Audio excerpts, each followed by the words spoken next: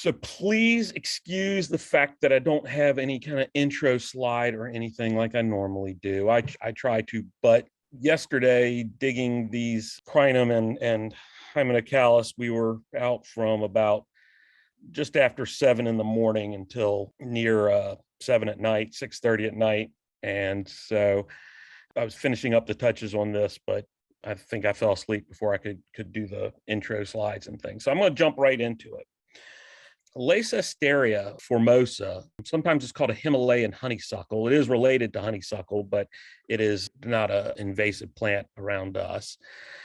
This is a plant that is fairly widely grown, at least in botanic gardens. It was kind of popular for a while. It's a beautiful plant with beautiful little hanging red bracts with white to pale pink flowers. And you can see it's kind of an upright, broad spreading shrub. It's really gorgeous in flowers over a long season, and just these get longer and longer. But in other areas, it's sometimes called chocolate berry. And these little fruits in here have kind of a sweet, chocolatey-ish flavor. I don't know that I would have come up with chocolate as an adjective for it, but other people seem to think so. But it's actually a very pleasant taste. And like I said, these are related to honeysuckles, and there are several honeysuckle shrubs, not the vine so much, but like Lonicera kamchatka, that there are lots of named cultivars that are grown for their fruits. So this family, it's not that unusual to have these fruits. Easy to grow, full sun, pretty well-drained soil. I've had problems with it rotting out in a spot that was too wet and too shady, but otherwise seems to do really well for us. Beautiful, beautiful plant, I think. Another one is the quince. Now, a lot of us know flowering quince, the Chinomeles that flowers in the late winter, kind of a shrubby plant. But the true quince is grown as a food plant. You see this is in Europe, where it's being grown in a courtyard with, herbs and vegetables and things. And they have these large fruits. And they can be beautiful plants in the garden with this great bark. Problem is, these are in the rose family. And a lot of these plants in the rose family often are susceptible to fire blight. And this one, the true quince, Cydonia oblonga, I think most of what's out there is pretty susceptible to fire blight. There's another plant, Pseudo-Cydonia sinensis. This is it growing at the humble administrator's garden in Suzhou, China, which can have beautiful bark. This one on the left, that bark is just to die for. That's in a garden in Japan that we always walk by on our way to our favorite noodle shop, and it's gorgeous. But it can be often has this kind of fluted appearance and some kind of jigsaw bark. The flowers are reminiscent of the flowering quince, pale pink to white flowers, and it gets big, huge fruit. And the fruit kind of has to sit for a while until it starts to get kind of soft and mushy. And then it's pretty good. It's got a taste, to me, a little bit like an Asian pear. It's got that kind of mealy, a little bit, not mealy, but I don't know, granular texture to it. But it's pretty good. Now, if you have a tree, and these are in the tree, don't go under it in a windstorm, because these things fall, they will knock you out. They are big and heavy. And unless you just let them sit and get soft, they're hard to eat. Now, these, I've always wanted to really grow them, and I've tried growing them because I love this bark more than the flowers, the fruit, anything on it.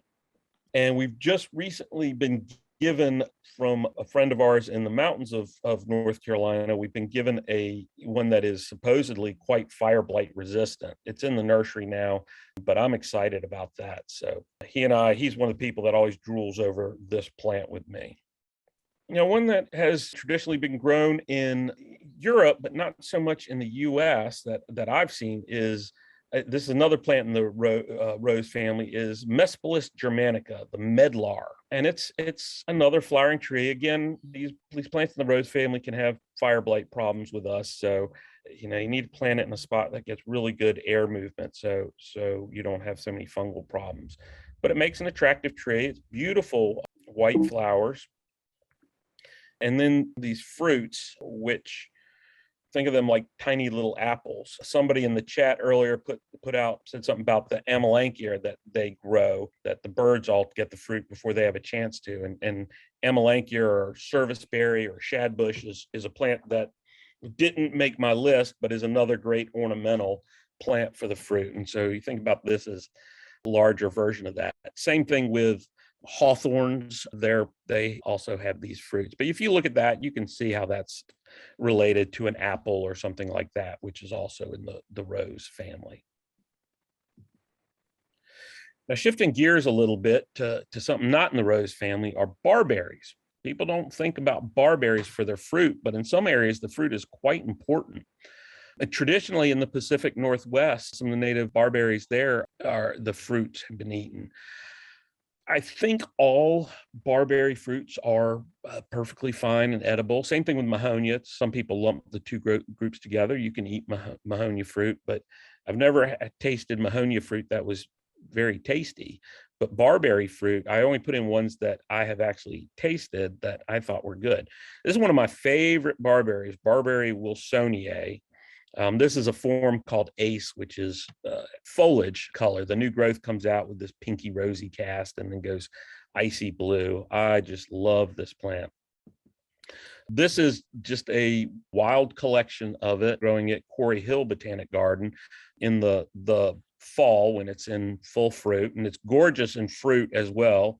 And these things are delicious. They have kind of a bit of a tart flavor to them, but they're really nice. I don't collect in many areas in the wild where they're growing barberries, unfortunately, because some of these species, barberry gets a bad name because of Berberis thunbergii, which has escaped cultivation, but so many of these other ones are just fine in our landscapes, like Berberis wilsoniae.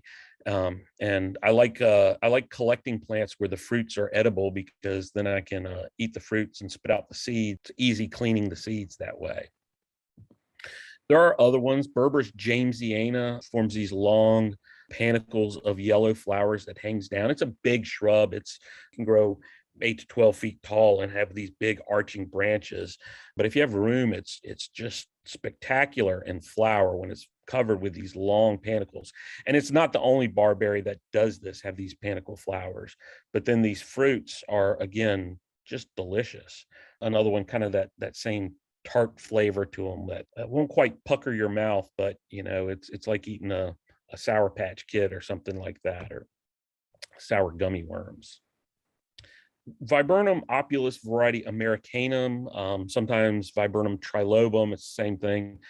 Some viburnums are not going to be very good to eat. Others are pretty darn good. This one common name is the American cranberry bush, and you can see it growing wild. It's native in North Carolina. It makes a good sized shrub with these large, glossy, bright red fruits, and they're pretty good. A lot of these fruits, what you'll hear, and this is one that I've seen, where they say, it makes an excellent jelly. And what that means, whenever you see that about, a fruiting plant, and they say it makes excellent jelly, something that's not very usual, that means those fruit are not very sweet. And so it's very good if you, get all the juice out of them and add a ton of sugar and some gelatin to make fruit. But out of the viburnums that I've eaten, of the fruit, the American cranberry bush is probably about as tasty as they come. Another good one, Viburnum setigerum, another kind of a wide-spreading viburnum typically. Its common name is tea viburnum because the young leaves are sometimes used to make tea in some cultures. And here you can see it in the winter. This is kind of young fruits. They kind of go through an orange phase and then get darker to dark orange red. But they hang in little clusters, like little ornaments on there. I think it's one of the prettiest shrubs in fruit. Viburnum setigerum, and another one's Viburnum wrightii, which is very similar to this. It is Asian plant. The fruits on this are much more insipid to me than our native American cranberry bush. So this would probably make a better jelly, add lots and lots of sugar. But it is edible and has been eaten and is still eaten as a food in Asia. Now, sometimes when I talk about edibles, I'll mention palms, and people say, "Oh, I didn't know palms had edible fruit." And I'm like, well, what do you think a coconut is? But also dates, that come from date palms. Most of those type of fruiting palms we can't grow, but one we can is Butia, sometimes called the pindo palm or jelly palm. Butia capitata is the one we see most often in landscapes. And this genus, Butia, is by far the most hardy of the pinnate or kind of feather-like leaf palms rather than the palmate leaf, the pinnate like a feather, pinna, very hardy. Now, hardier than Butia capitata is Butia odorata, fairly similar in appearance, but you don't see it as often in commerce for some reason. But it's quite hardy. Butia odorata is if as long as it has good drainage, should be perfectly hardy for us. If you grow them to a better, if you get a larger one and put it in the ground, they tend to do better. Sometimes the young plants are a little more susceptible to the cold, but these are generally pretty good. The flowers are beautiful, big panicles of flowers that come out of kind of a sheath that just opens up and the flowers flop out. But then they give rise to these orangey yellow fruits. They are kind of starchy, if somebody did some selecting for the best tasting ones, and then maybe they'd be a little bit better. I know some people who like them. I can eat a couple, mostly to clean the seed, but they are edible. They're kind of, to me, reminiscent of one that I've eaten when I was living with some indigenous people in Ecuador. It's a different species, a different genus, Bactris, but the fruit tastes pretty similar to me. Another one you see that you can buy in Asia, they often dried, kind of like raisins, but you can also get them fresh, is this Elaeagnus multiflora, or gumi, Goumi is what it's often called. Beautiful fragrant flowers on that kind of silvery foliage, and then these great fruits that are held in little clusters, and people love them. I know lots of people who love to eat them fresh. They've got a weird flavor to me. I don't like them. I've tried them, I don't know how many times, but all the Elaeagnus, many of them you can eat the fruit, but there are selections of this Elaeagnus for larger fruit, more sugar content, that are tastier. But some of the ones I've seen in Asia are, the size of Spanish olives, almost. They can be very tasty. Now, going back into the rose family, the rugosa roses, these seaside roses, which are incredibly hardy plants. They grow up into like zone 3, zone 2. And there are a lot of selections. This is the one on the right is kind of the wild type. It's pink to white generally in the wild, but there's been a lot of work with them in cultivation and a lot of selections. So this is a double pink one. This one, I forget the name of it, but it will fruit, but you have to be careful. If you get a double flowered one, sometimes all these reproductive organs, the stamens and pistil in here that give rise to the fruit, are turned into petals and petaloids on these double flowered things, and it won't fruit for you. So if you do want the fruit, and those are rose hips, and rose hips are super high in vitamin C and are very, very healthy for you. And the Rosa rugosa gets nice big rose hips. Some roses, the hips are very small. You can eat any of them. And again, think of this like a little tiny apple, same family. So it's got that core down the middle with the seeds in there. But it's not the only rose. This is probably, if I were going to grow one rose for its hips, both for ornamental value, but also for eating, it would probably be Rosa villosa, which tends to be, pale to darker pink. And you see this is kind of just slightly doubled, but it's still got all the parts there. Rosa villosa is kind of a larger rose, but it's called the apple rose because it gets these great big hips on there. And those are pretty tasty. It's got the little bit of, they look like they're real spiny. They're a little prickly on the outside, but not where it would bother you. But I think it's a full plant of this is beautiful, and fruits are tasty, and Once they start looking bad, you can cut it back if you don't want it to get too big. But I like these species roses quite a bit. I was talking about palm fruits. Another one that's popular now, that super fruit, how do you say it? ACAI? ACI? Asai? I can't remember. That the pronunciation always goes out of my head. That's another palm, though. Another actually good tasting fruit from a rose is from one of my favorite roses, the rose with the longest Latin name around, Rosa sericea, subspecies omiensis, forma terracantha. So this is the rose from Mount Ome with red spines on there. So it's kind of a large shrub, and it's one that does not like to be cut back. I've heard people say that it doesn't grow well for them, and that's because they try and cut it back. It really is happiest if you just let it grow. A lot of other roses don't mind being cut back at all, but this one does not love it. So you got to give it some space. I say that having planted one in 3 square feet of space at my home, but these beautiful thorns, plant it where the sun will shine through it, and it's that red thorns, the winged thorns, terracantha winged thorns, small white flowers. It's really grown more for this display, ornamental display, than the flowers, but it also makes really nice fruit. I like to get them kind of at this stage where they're past the bright red and they go into the darker red. They get a little bit softer. Now, a lot of these fruits, the thing is, again, this has a core like a little apple, so you're not getting a whole lot of fruit on there. You kind of gnaw around there, but it's tasty. A lot of these things like the roses and some of these things, I don't do those to harvest the fruit. It's more when I'm out in the garden, walking around, looking at my plants, I can grab some off and kind of gnaw on it while I'm wandering around the garden. And a little ground cover. This is our native ground cover, and quite a few Goultheria have edible fruits. And some of the plants that were formerly in Goultheria that have been moved out, like Pernetia and others, a lot of which don't grow terribly well for us, have edible fruit. But this is a native ground cover. The leaves, if you break the leaves, they smell like mint. And it's got these little urn-shaped flowers. And if you're around a lot of plants, you can recognize that this is in the heath family, the same family as rhododendrons and pieris and blueberries, all in the same family. And they've got these little urn-shaped, usually white to pink flowers on them.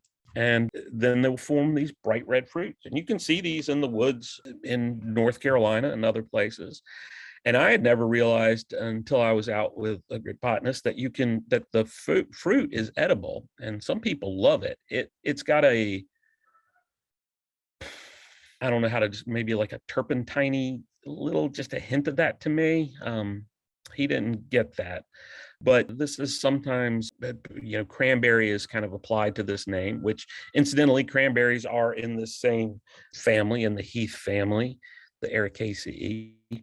But this grows in woodland areas, so it's a great plant for kind of small scale ground cover in a good woodland spot. And where you see them growing in the wild, they're usually growing on slopes and things like that. So they don't want to sit with wet feet, but I find that they go in the garden very well. In fact, you can see these are containerized plants, and they're growing just great like that.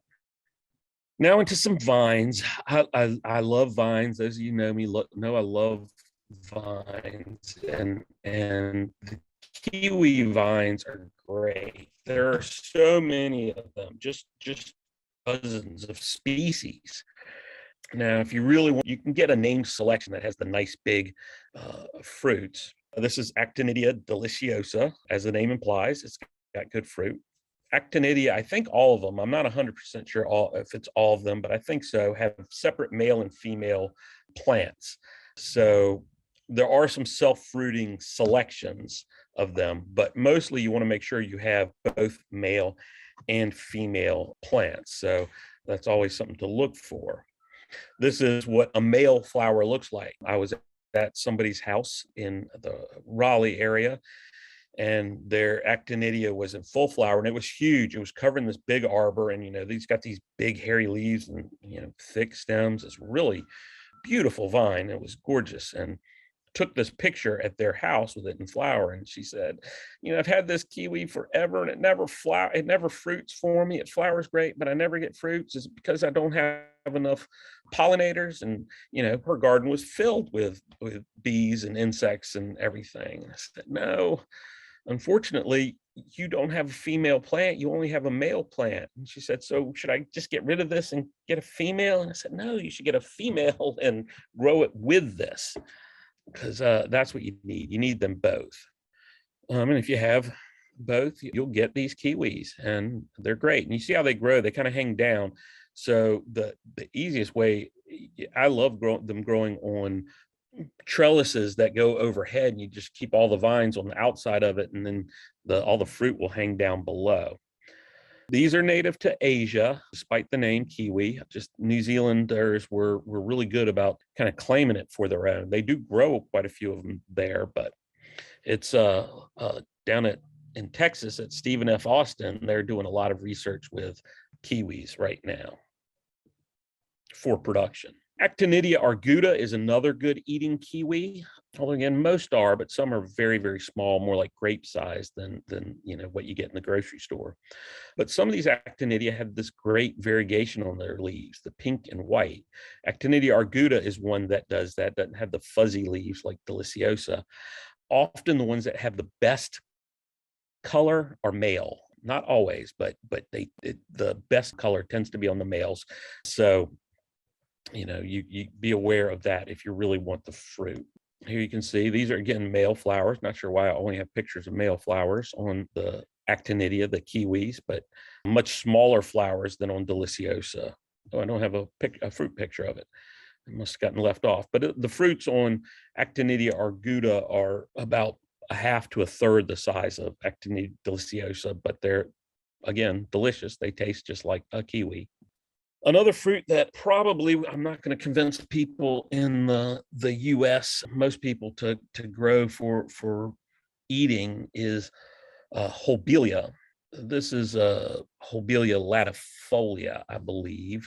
But all the species of Holbelia are kind of, you get the same type of fruits. And some, this is a latifolia, I know. These are the white flowers. This is on the two separate plants, same species. The white flowers, the same plant, not two separate plants, the same plant.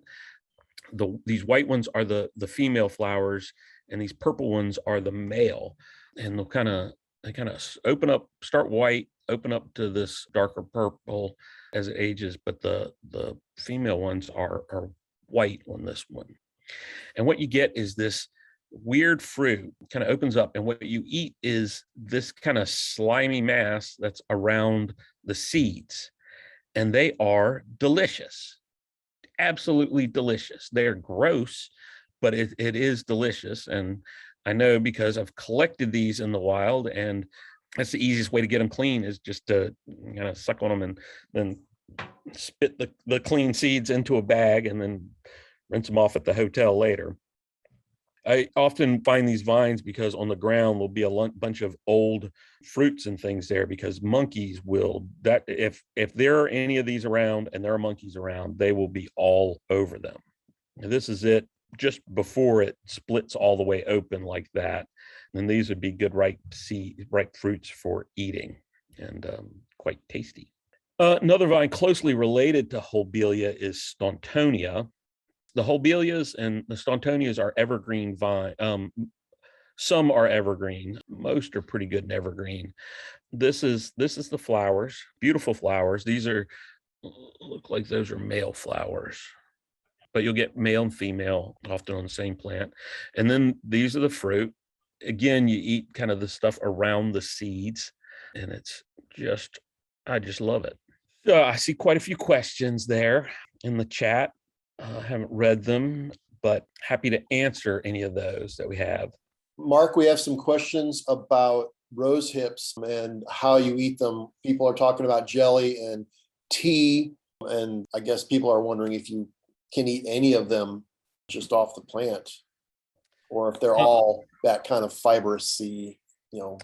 Yeah, you can eat them raw, and it's kind of the ones like the Rosa villosa and Rosa rugosa, especially, you can eat kind of, it's really you're gnawing, a bit around the rest of it. But kind of the best way that I've seen to do them is, you cook them down and squeeze out all the juice, put them in, cook them so that they really cook down, and then put them in cheesecloth and just really squeeze out all the juice, and then lots of sugar and some gelatin, and there you go. You have jelly. There's One also that I couldn't answer earlier was, does Rosa rugosa, does that one grow in our area well? For some reason, I think it doesn't like our area all that much. They were asking if it's disease resistant. It is. I find it to be fairly disease resistant. The one thing, when you get it down south here, because it grows way up north, but where it's happiest is where it's growing right near water, even salt water. It'll grow right on the edge of the ocean, and it seems to do better by water, like not in water, but right on pond edges and things like that. And the disease resistant is, I think of them as more disease tolerant than many other roses. Yeah, it makes a great beach plant, that's for sure. Yeah, when I was looking it up, it did, NC State Extension says it's tolerant of salts quite a bit. Yeah. Other questions that were in there? not a whole lot of other questions. There's some good conversations about people who've tried Goultheria and some of these other fruits. Yeah, that's an acquired taste. It's odd, but the leaves smell fantastic. I love it. There are other little ground covering plants with red fruits. Partridge berry, Repens. repens. Yeah, I've never. I don't know if those are edible or good or not. They're in fruit right now here Yeah. in North Carolina. Any other questions about other fruits while I have you here? Are any parts of these plants' fruits poisonous? Not that I know of. All the rose family plants. There's, I guess, some what is supposed to be cyanide in the seeds. I don't know. So I guess if you were to eat a ton of the seeds, maybe they'd upset your stomach a little bit, but you'd have to eat a whole lot of those seeds to have much effect. I skipped some of the plants, like yews that are very toxic, except for the fleshy part around the seed, but the seed is very toxic. So I never tell people to eat those because they can be a pain. So question about bought peach trees and the fruit was terrible. Do you have to spray them? People always say they don't want people to, sprays on their food and things like that. But if you want pretty peaches or pretty apples or anything like that, you're probably going to have to spray them. You do a lot of pruning. You want a peach tree open enough that you can swing a cat through it without touching any branches. That's what old peach grower told me. Don't blame me. Question about goji berry, lycium. That was one that was on my short list of plants. Not sure why I didn't put it in there. We've sold into plant sale. It can spread, but lycium barbatum is the one that the goji berry comes from. The other fruit on other lyciums is fine as well. Yeah, those are great, and they have like nice little lavendery, white to lavender flowers on goji berry. It's kind of a uglyish plant to me. Yeah, and it has thorns. Yeah. The barberry that I liked was Berberis wilsoniae, after Ernest Wilson. The cultivar of the one that I think has just fantastic foliage is Ace. I did not do figs just because there's a lot of information about the more common types of fruits. Figs, I like the selections I like because I get so mad when I'm watching all the fruit ripen on my figs, and then the birds start pecking them about 2 or 3 days before they're perfectly ripe and I want to harvest them. So I like some of the yellow ones, like Latarula, sometimes called the Italian honey fig. There are a bunch. We grow Chicago Hardy, which is a very cold tolerant one. At the Arboretum, it produces well for us. But yeah, I mean, most figs do perfectly well or many figs do well in 7B. I won't say most, but Laterula is certainly very hardy. That's been super hardy for us. Chicago, quite hardy. Brown turkey's always been good one, and that's kind of that's kind of what you compare other good figs to. If it's as good as a brown turkey, does it produce as much as a brown turkey? If I were going to get one fig and I wanted lots of figs on it, brown turkey would certainly be the one. You can grow them in containers. I don't know for how long. They get pretty good root systems in there. And Dennis is saying he's got his in part sun. Sometimes when people tell me they have part shade, what they really have is full shade. You'll certainly reduce flowering if you get it into more flower places. Passion flower, great. Yeah, we've got native passion flower, Passiflora incarnata, and the maypops, and people love to eat those. And there are other ones that you can eat, and they're all right. For me, I don't grow them because they come up everywhere. But if you're eating all the fruits, hey, you don't have to worry about that as much. But yeah, beautiful flowers and good edible fruits. Beautyberry. I don't know if beautyberry is edible. It's edible. I don't know if it's palatable or good for you. I have no idea. I can go try one. Got a bunch of it growing around here in Florida. Any comment on pawpaws? Love pawpaws. That's kind of the hardy tropical fruit. It's very much like a tropical fruit. There's some good named ones. There's some seedless ones that are floating around that are good. We are working on with one of the plant breeders at NC State. We're getting ready, hopefully this fall, to plant some hybrid pawpaws. We know where, from up in North Carolina, Simina triloba, which is a tree, pretty good size tree. But down here where I am right currently in Florida, especially in like kind of the sandhills area, kind of where you have sandy bogs and things, there are a bunch of these dwarf species. There are 3 or 4, 5, 8 species through here.